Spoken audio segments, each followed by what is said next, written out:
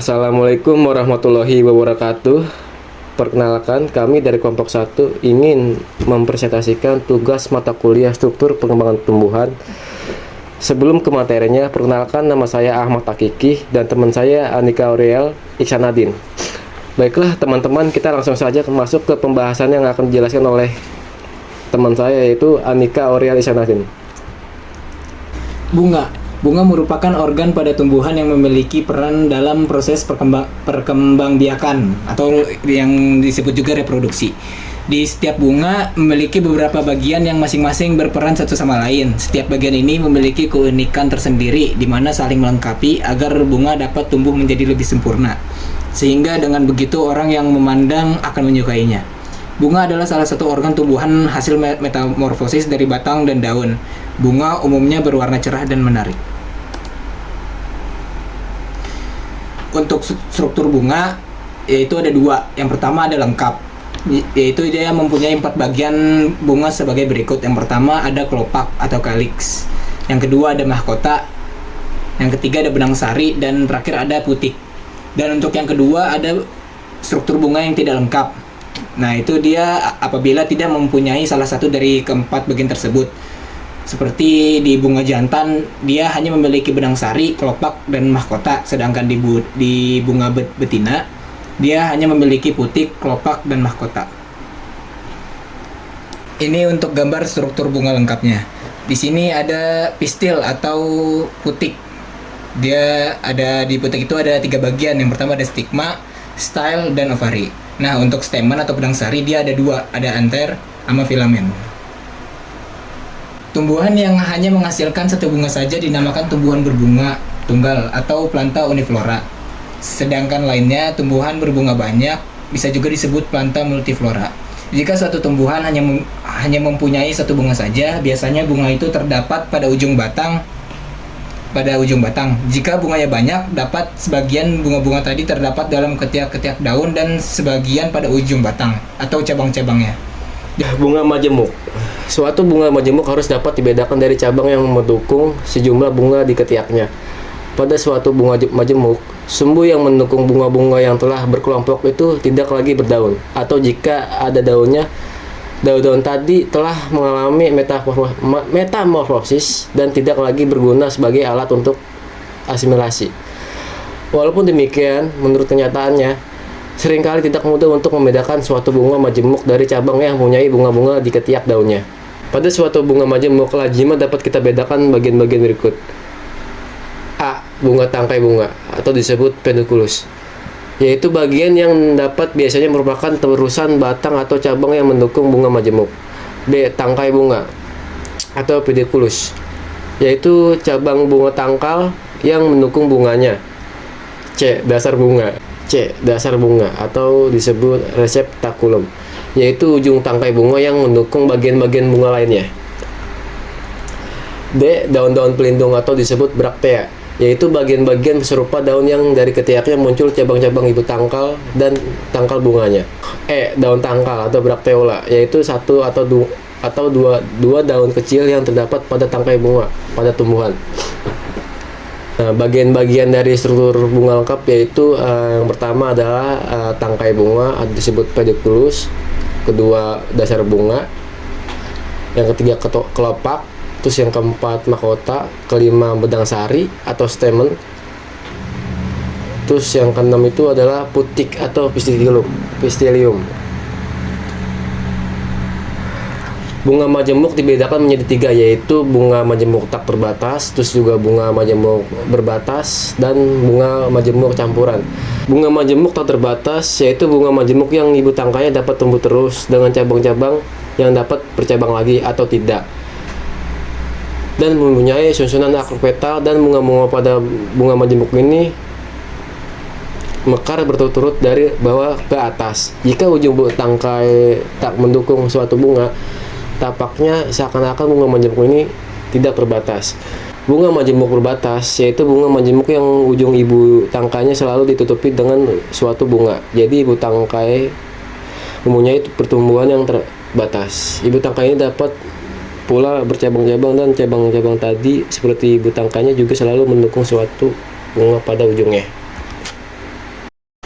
Simetri pada bunga. Bidang yang dapat dibuat untuk memisahkan suatu benda dalam dua bagian yang satu sama lain merupakan bayangannya dalam cermin datar tadi, dinamakan bidang simetri. Bunga sebagai suatu bagian tubuh tumbuhan dapat pula mempunyai sifat tersebut di atas, dan bertalian dengan simetri itu dapat dibedakan bunga menjadi 3. Yaitu yang pertama ada asimetris atau tidak simetris, jika pada bunga tidak dapat dibuat satu bidang simetri dengan jalan apapun juga.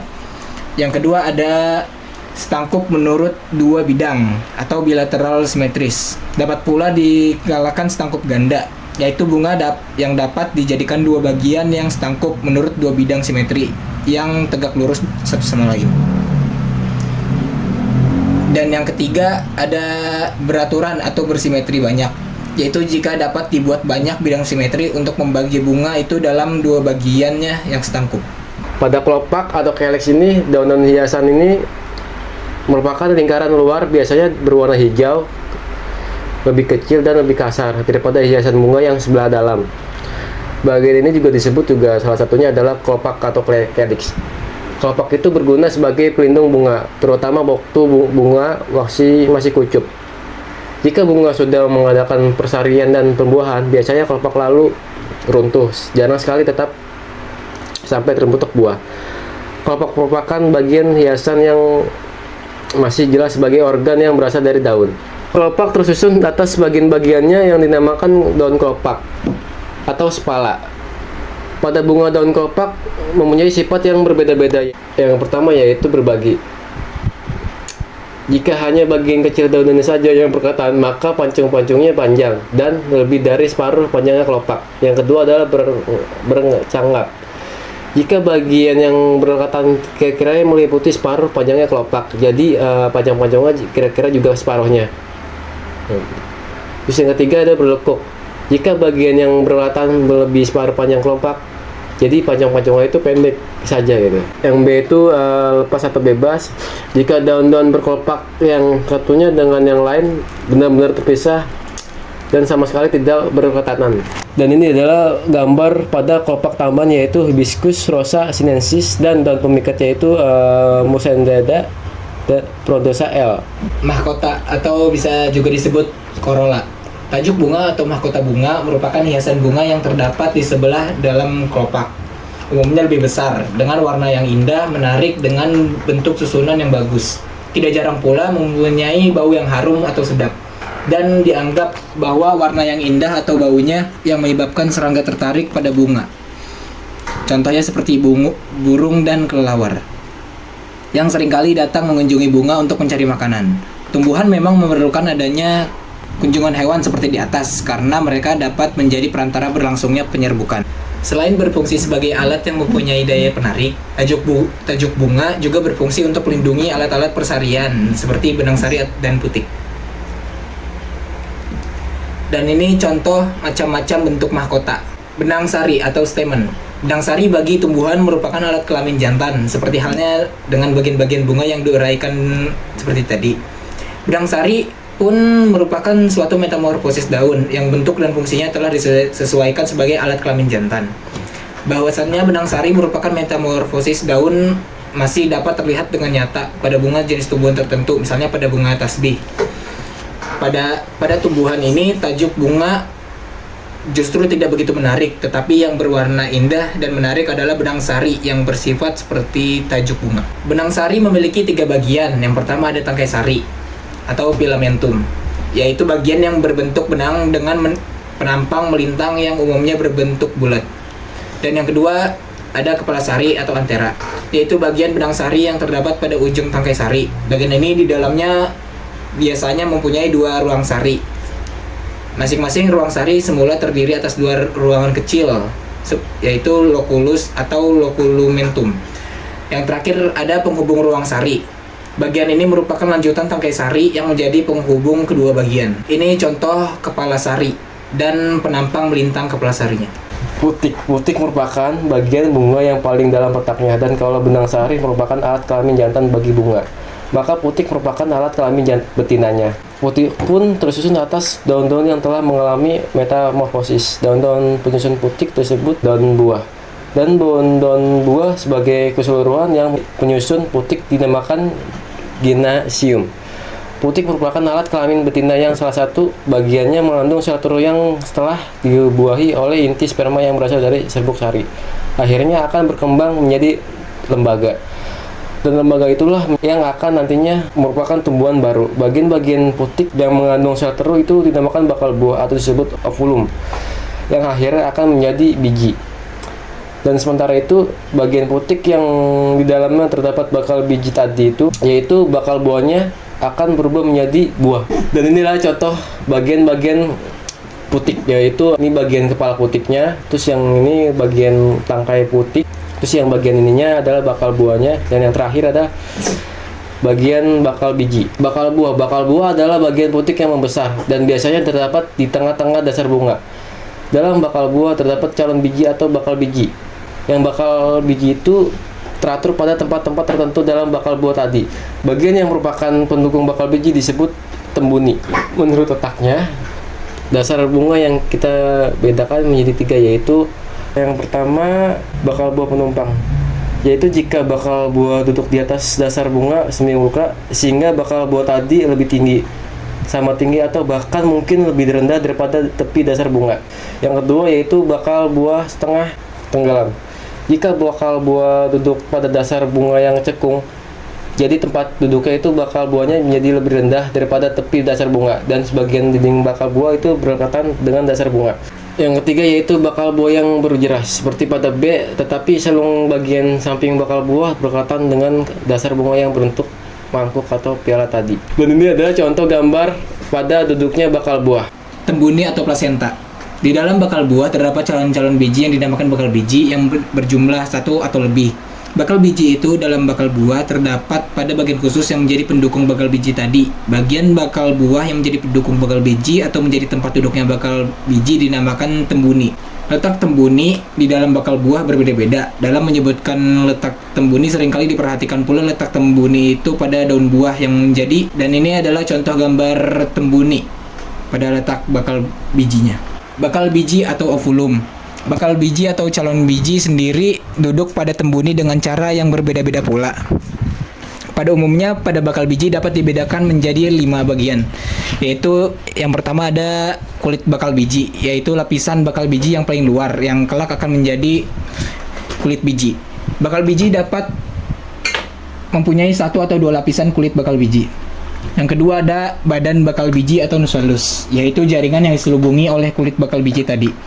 Yang ketiga ada kandung lembaga, yaitu sebuah sel dalam nucleus yang mengandung sel telur, dan kalau sudah terjadi pembuahan akan menjadi lembaga, yaitu calon individu baru. Yang keempat ada liang bakal biji, yaitu suatu liang pada kulit bakal biji yang menjadi jalan inti kelamin jantan yang berasal dari bulu serbuk sari untuk dapat bertemu dengan sel telur yang terdapat dalam kandungan lembaga, sehingga dapat berlangsung peristiwa pembuahan.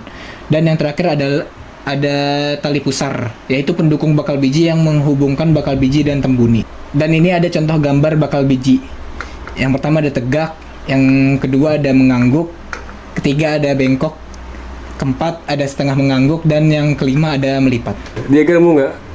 Diagram bunga ialah suatu gambar proyeksi pada bidang datar dari suatu bagian yang dipotong melintang. Jadi pada bagian diagram itu gambarkan penampang-tampang melintang, daun-daun kelopak, tajuk bunga, benang sari, dan putik. Dan juga bagian-bagian bunga lainnya jika masih ada di samping keempat bagian pokok tersebut di atasnya. Bagian-bagian bunga duduk di atas dasar bunga masing-masing teratur dalam suatu lingkaran atau lebih. Dalam diagram bunga, masing-masing bagian harus digambarkan sedemikian rupa, sehingga tidak mungkin 2 bagian bunga yang berlainan digambarkan dengan lambang yang sama. Oleh sebab itu, kelopak dan daun tajuk harus selalu digambar dengan lambang-lambang yang jelas berbeda, walaupun bentuknya mirip satu sama lain. Cara untuk membuat suatu diagram bunga. Yang pertama yaitu letak bunga pada tumbuhan.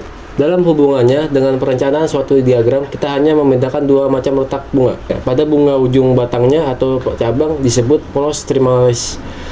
Yang B, bunga yang terdapat pada letak ketiak disebut close axillaris.